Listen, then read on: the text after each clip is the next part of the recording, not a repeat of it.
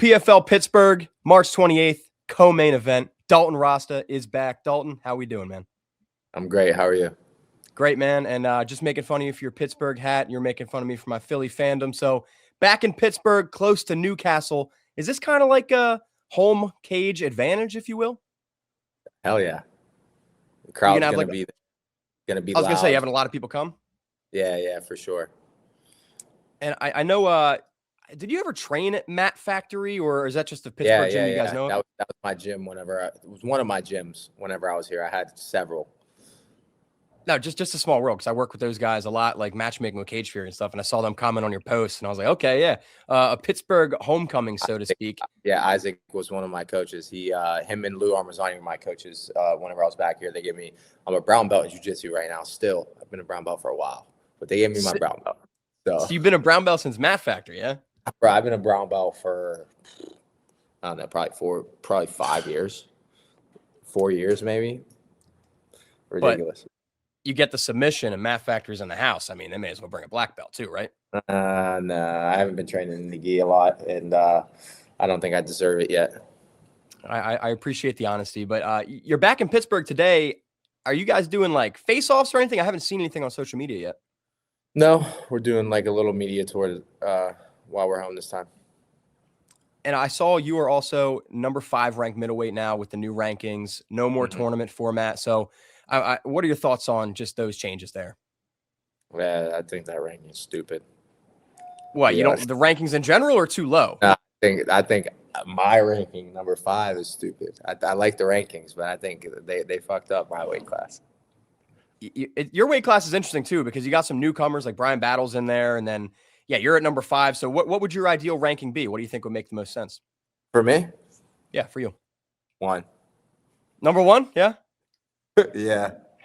Now the argument there is obviously you just lost to Fabian, so they might say he's number 1, but disagree still. I'm trolling a little bit, but yeah, I would say 2 or 3. I don't disagree with that at all. And I do want to ask about the Fabian fight quick. Just get it out of the way, get the past out of the way.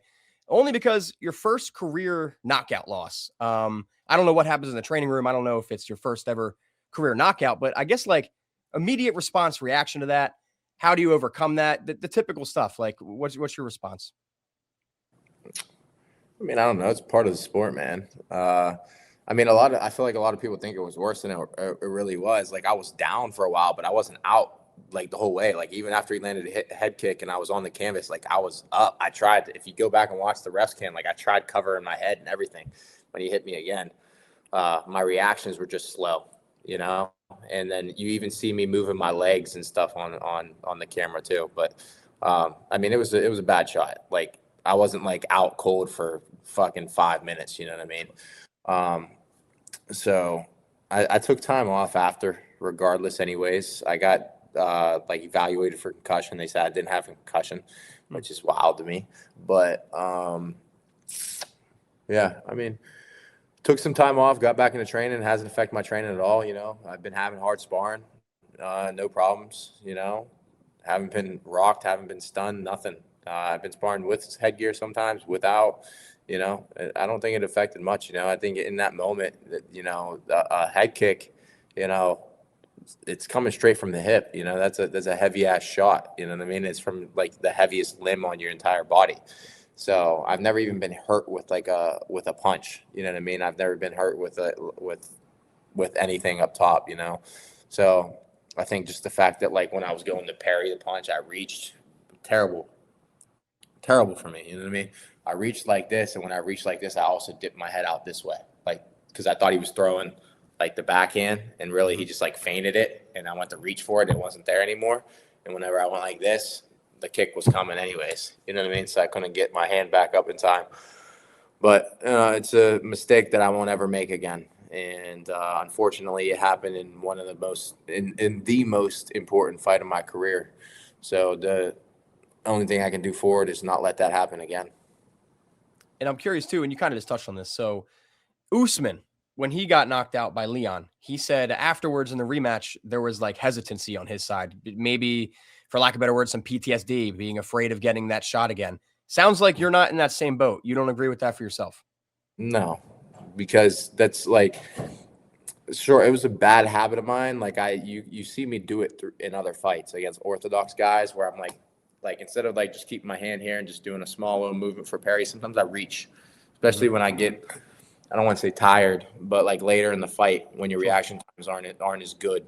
You know what I mean? You see me reaching a little bit. So it was a habit, you know, and he probably noted. I actually seen him speak about it in an interview saying he's seen me reaching a lot in my fight. So he picked up on it. It's a bad habit of my own. And it was also a mistake in that time because you don't see me doing it the rest of the fight really. Yeah. So when I go back and watch the fight, it's not something I was doing over and over and over again. He picked up on it during the fight. You know what I mean? It's something that he probably seen on film earlier, and then, you know, all things kind of just met at the perfect time. Yeah. And, you know, I put myself in a vulnerable situation. But, you know, it's a fixable mistake. You know, it's a technical error. It's not like I went out there and got outclassed. You know what I mean? I was winning the fight, and I made a technical error in that moment. You know what I mean? I reached, I dipped my head. He caught me with a head kick. You can't be doing that against a southpaw. Won't do it again. So, he struck lightning in a bottle, and we'll see how that works out for him going forward. So if I was a betting man and I were to bet who ends up with the belt at the end of the day between me and him, it's going to be me, not him. And I'll touch on that a little bit later too, because a lot of stuff moving at middleweight for PFL. But first up, bounce back fight, Impa Kasanganay. On paper, great fight. As a fan, great fight. So what are your thoughts on Impa and the fight overall? Yeah, Impa's a good fighter, explosive, a lot of power. So it's a tough fighter. It's going to be a good fight back, a good tough test back, but also a good opportunity to show everybody that I'm still the best and I just made a mistake. And I'm here to right my wrongs. And like I said, tough guy, and it's in front of my home crowd too, so I wouldn't have it any other way. And I don't know if anyone's asked you about this yet. I'm sure they will, but Impa Kasanganay is on the wrong end of the most viral knockout ever, maybe, with Joaquin Buckley hitting that crazy kick. Do you remember watching that live? Any reaction to that? Yeah, it's crazy, but like I said, shit happens. You know what I mean? Like I don't want to say that could have happened to anybody, because the chances of somebody hitting that exact knockout, that exact sequence, very slim to none. You know what I mean? But that's part of the game, and you can't hang your head at it. I mean, I don't remember the fight who was winning up until that point, like how it was going, but that happened in the fight, and you can't take it away. And you kind of just gotta, put it behind you, and you can't. Hindsight's 20/20. And with this fight, you and Impa, talk to me about how you think it plays out stylistically. Any sort of prediction? Anything? I think it's going to be a good fight, to be honest with you. I think our styles are very similar, and I think I got to be damn near perfect this fight. And I think if I am, I think I go out there and I get the finish. And it's not something I need. I don't need to get a finish. I want to get the finish, but I'm not going to rush it. You know what I mean? My last fight, I felt like I was rushing a little bit. And this fight, I can't do that. I need to go out there, take my time, stay behind my jab, you know what I mean? Mix things up and see which Impa shows up. And regardless of which one does, you know what I mean? I have to be ready for everything he's going to throw at me. I will be interviewing Impa. When I ask this, it doesn't need to be smack talk, but any message you want me to relay? Just be ready to fight, because I am. Definitely can say that. Love it, man. And in terms of what's next for you with a win, I assume you got to kind of watch to see how some of this middleweight stuff plays out, right? Or do you have something in mind already you'd like to fight next?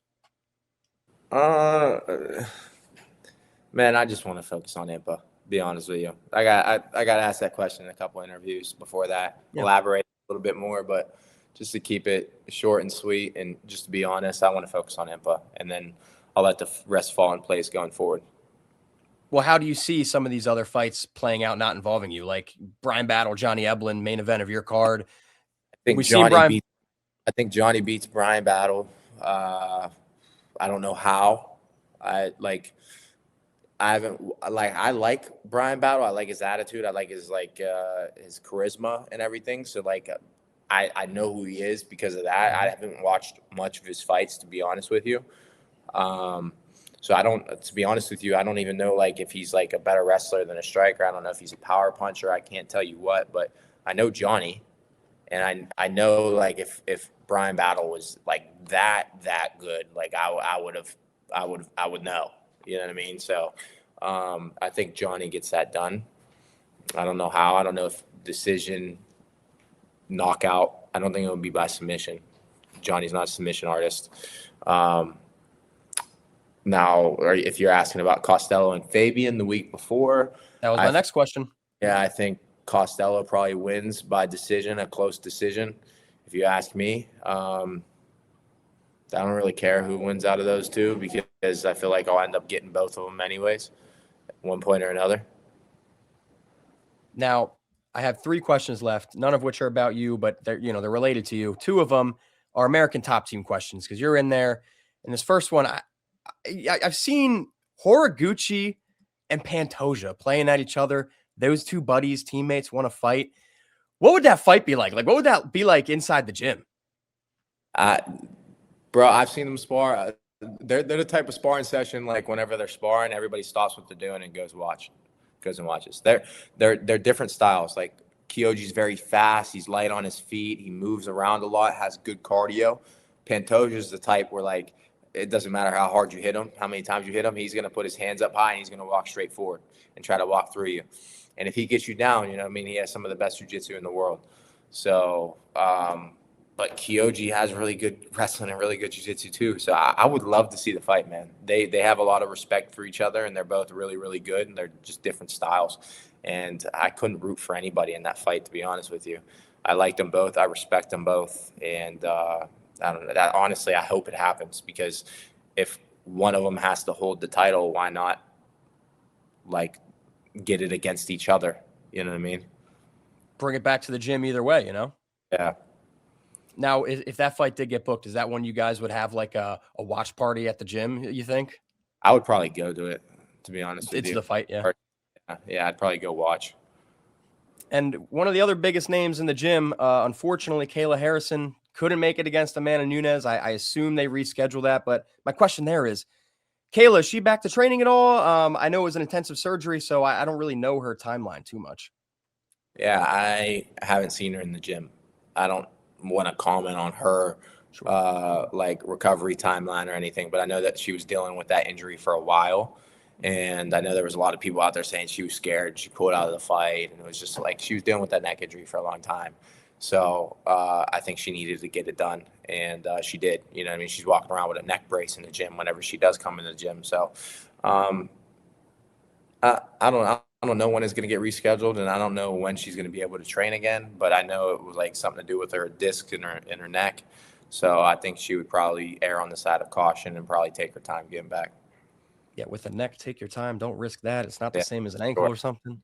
And my last question is just piggybacking off of that kind of, I don't know if you saw this today, but Kayla Harrison's a GOAT. 2 of the other GOATs, legends, have a freaking MMA fight coming on Netflix this summer. Ronda Rousey, Gina Carano. Yeah, I just saw. Yeah, was that a surprise to you? What are your thoughts on that getting announced? Yeah, I was just talking about that. I didn't know what promotion it was for. I seen it was on Netflix, and I was a little surprised at it. How many didn't they fight twice already before? Yeah, they fought MMA before back in the day. I think Strikeforce, but don't quote me on that. And then yeah, I guess this is going to be MVP, which is like Jake Paul's promotion, doing this on Netflix now, which is like weird that they're getting into MMA now too. It's just, I don't know, it's interesting times. Yeah, I don't know, but Ronda's probably going to win that fight, I would imagine. Seems to be the consensus. Yeah. Will you watch though? Yeah, I'll watch for sure.